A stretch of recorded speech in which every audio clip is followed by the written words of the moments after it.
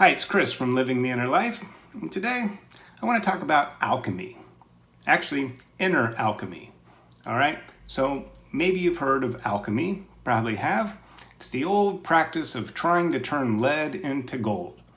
During medieval times, perhaps, it was an early precursor to chemistry. These alchemists were basically proto-chemists, and they were dealing with physical properties, elements. They worked with mercury and sulfur and fire in crucibles and retorts and all kinds of things in the laboratory. And a lot of them got pretty sick from doing that. But they were really trying to work with these forces of nature to transform them into something else. Now, if you look at it literally, like some people did, it was, okay, here's some lead, and I want you to turn that into gold. It's not really what was happening with the alchemists. Although they were dealing with these elements, they were really purposefully working on their own self. Okay, it's an inner alchemy. So, what is the lead on the inside? Well, it's the leaden desires, these old, worn out, heavy memories or thoughts or feelings that we carry around.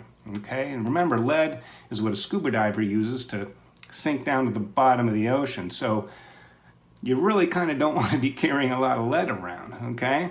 So think of these things that you have within you. It could be resentments, could be regrets, disappointments over life, injustices by another person, and then feeling that again and again. Things you wish you would have done, things you wish you wouldn't have done. And they can be heavy, they can be crystallized, and they can drag you down. So, like the alchemist, who used all different kinds of operations and tools and chemicals and heating and cooling to twist this lead and try to make it into gold, you actually do the same thing in your own inner life, and that's by raising these things up, refining them, reducing the power that they have. If they've become crystallized and hardened, you've heard of a hardened heart that somebody has. Okay, it's loosening that up. Maybe like when you dissolve something in water. Okay, it's not as powerful. It's diluted. Okay, so you've reduced some of the negativeness of things. Maybe things need to be diluted, and one way you can do that is look at them in a larger context. Okay, well, this bad thing happened to me one day, and you can spend a lot of time working on this one bad thing and thinking about it over and over and over again, or you could look at it in a larger context and say, yeah, this one bad thing happened today, but look at the 10 good things that also happened. Okay, now it's diluted. Now it's just one of 11. It's not the whole entire picture. So you can separate things out. You can say, nope, this I don't want in my life. I don't want to keep having these feelings. I let this go. I forgive this person. So now it doesn't have its claws in you as much. It's not holding you down. It's not dragging you down to the bottom of the ocean, all right? And as you refine these things, as you find the silver lining in the cloud, all right, it becomes lighter, not only in the sense of weight or heaviness, but also lighter in the terms of how shiny it is, that this glowing, like the sun, this golden light, and it's valuable. It's a lot more valuable. Now, it's in there, okay, just like it's in you. It needs to be extracted.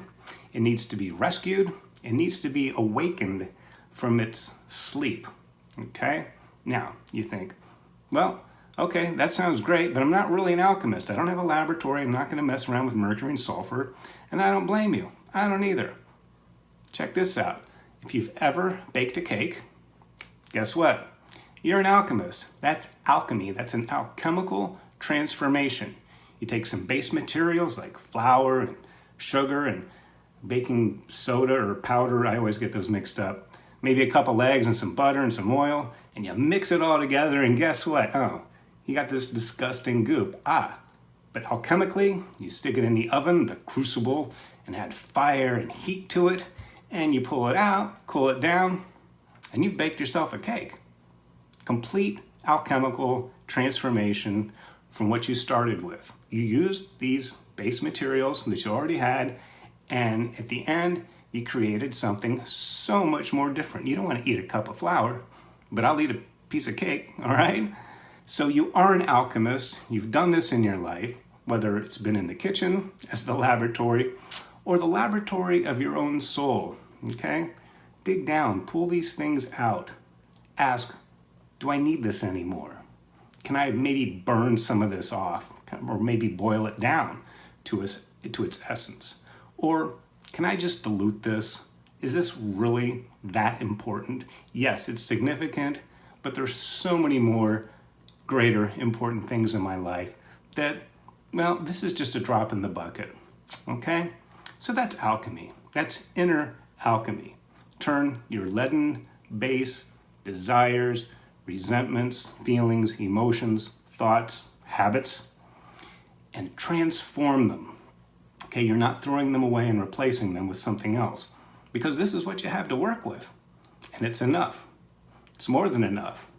And you, by extension, are also enough, more than enough. So, alchemist, go into the laboratory and get to work and turn your lead into gold. We'll see you next time.